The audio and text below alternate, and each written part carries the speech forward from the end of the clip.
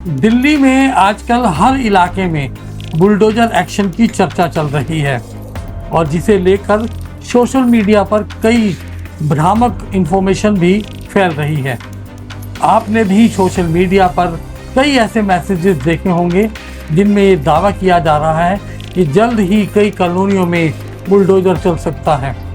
क्या आपको भी इसी बात की चिंता है कि अगर प्रशासन आपके इलाके में भी कार्रवाई करने पहुंचे तो आपको क्या करना चाहिए?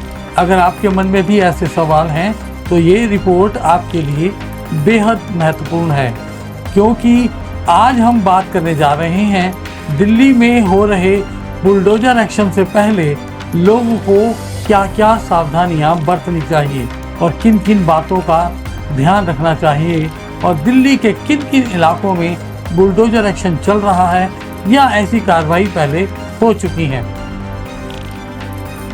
दिल्ली लगातार बढ़ती आबादी और अनियोजित निर्माण की चुनौतियों से जूझ रही है और पिछले कुछ सालों से राजधानी के कई इलाकों में अतिक्रमण और अवैध निर्माणों के खिलाफ बड़े स्तर पर अभियान चलाए जा रहे हैं, जिसका मकसद है दिल्ली को एक सुनियोजित और व्यवस्थित राजधानी बनाना।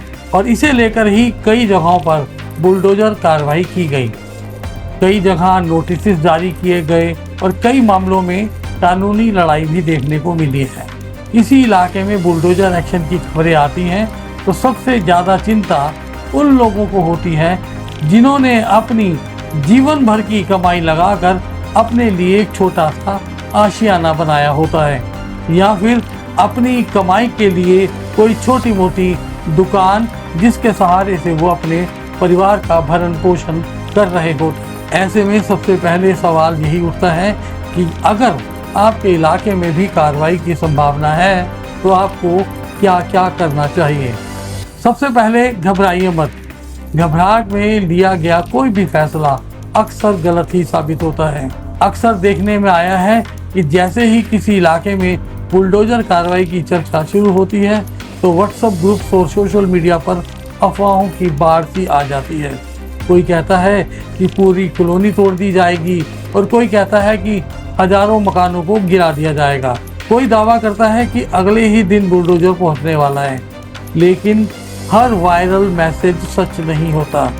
इसीलिए सबसे पहले ये सुनिश्चित कर लें कि जानकारी आधिकारिक है या सिर्फ अफवाह। दूसरी सबसे महत्वपूर्ण बात कि आपके पास जो भी दस्तावेज हैं अपनी संपत्तियों से संबंधित उन्हें व्यवस्थित करके रखें, क्योंकि उन्हीं डॉक्यूमेंट्स के भरोसे आप कोई भी कानूनी लड़ाई लड़ सकते हैं।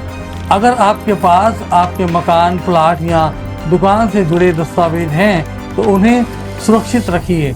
रजिस्ट्री, जीपीए, सेल एग्रीमेंट, बिजली पानी के बिल, प्रॉपर्टी टैक्स की रसीदें, पुराने रिकॉर्ड्स और अन्य जरूरी दस्तावेज एक फाइल में तैयार करके रखिए। हमने कई बार देखा है कि लोग वर्षों से एक संपत्ति में रह तो रहे होते हैं, लेकिन उनके पास जो भी डॉक्यूमेंट्स होते हैं या तो वो आधे अधूरे होते हैं या बिखरे हुए होते हैं। और ऐसे में उन दस्तावेजों को व्यवस्थित करके रखना बहुत ज़रूरी होता है।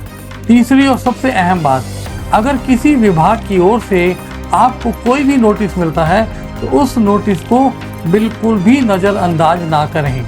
नोटिस को ध्यान से पढ़ें, समझें और ज़रूरत पड़ने पर किसी एक्सपर्ट या किसी कानूनी विशेषज्ञ की सलाह अवश्य लें। कई लोग नोटिस मिलने के बाद भी उसे गंभीरता से नहीं लेते और बाद में उन्हें परेशानियों का सामना करना पड़ता है। अब बात करते हैं उन इलाकों की जहां पर बुलडोजर की कार्रवाई पहले ही हो चुकी है। जहांगीरपुरी में हुई कार्रवाई पूरे देश की सुर्खियां बनी थी। इसके अलावा Tughlakabad, Mehrauli, Madrasi Camp, Yamuna flood plain के कई हिस्सों में भी प्रशासनिक कार्रवाई देखने को मिली है।